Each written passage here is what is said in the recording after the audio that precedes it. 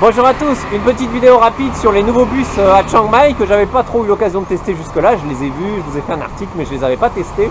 Alors aujourd'hui je teste.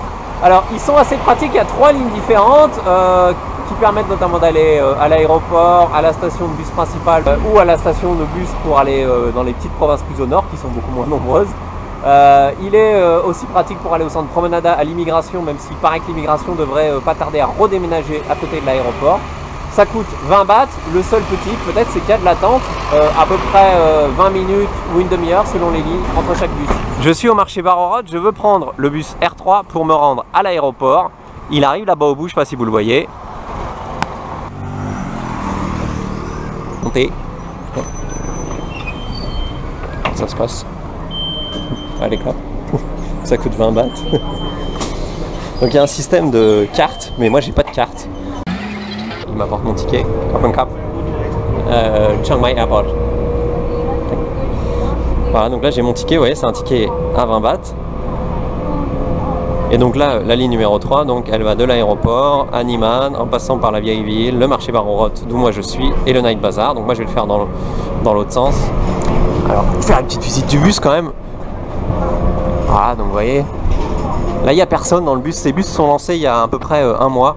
Et il y a malheureusement quasiment personne dans les bus. Et c'est vraiment dommage. Ils sont assez pratiques et ils sont confortables. Vous avez de la place pour vos valises justement parce qu'il n'y a personne.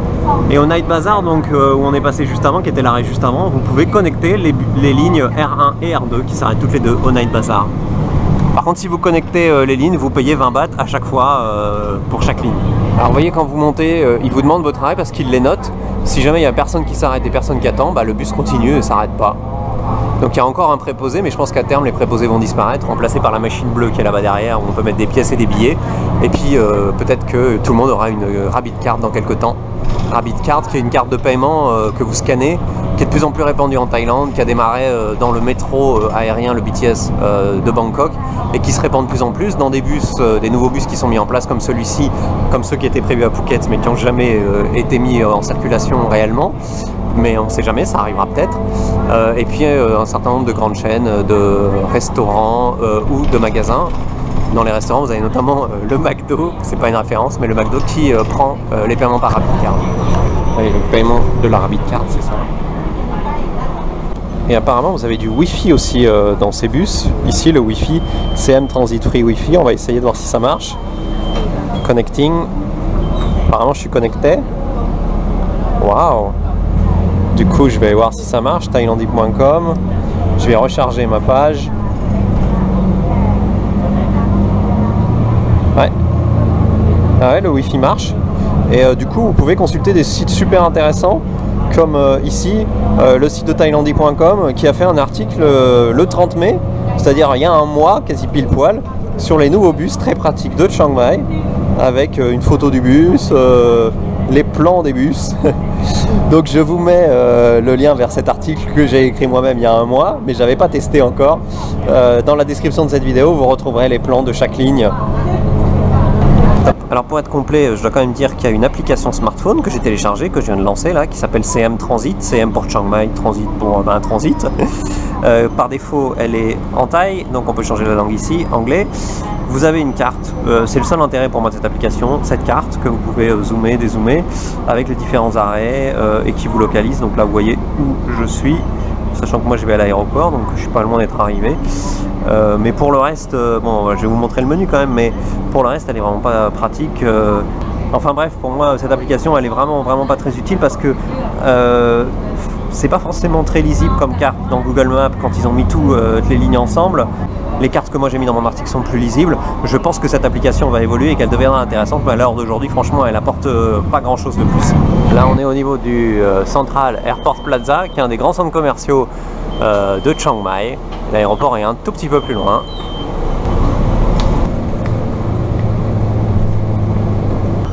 Alors évidemment, les temps de parcours sont soumis aux conditions de circulation, et à Chiang Mai, notamment vers l'aéroport, ça bouchonne quand même toujours un petit peu. Ça me permet de voir que les nouveaux bureaux de l'immigration sont pas loin d'être prêts, et donc il semblerait qu'ils vont redéménager l'immigration ici dans pas longtemps, à côté de l'aéroport. Affaire à suivre, je vous tiendrai au courant. Voilà, là on arrive à l'aéroport.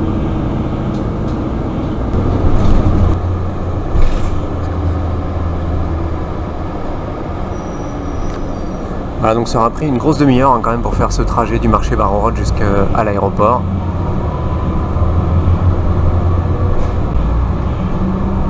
Et donc en fait le bus lui vous dépose après la sortie numéro 1.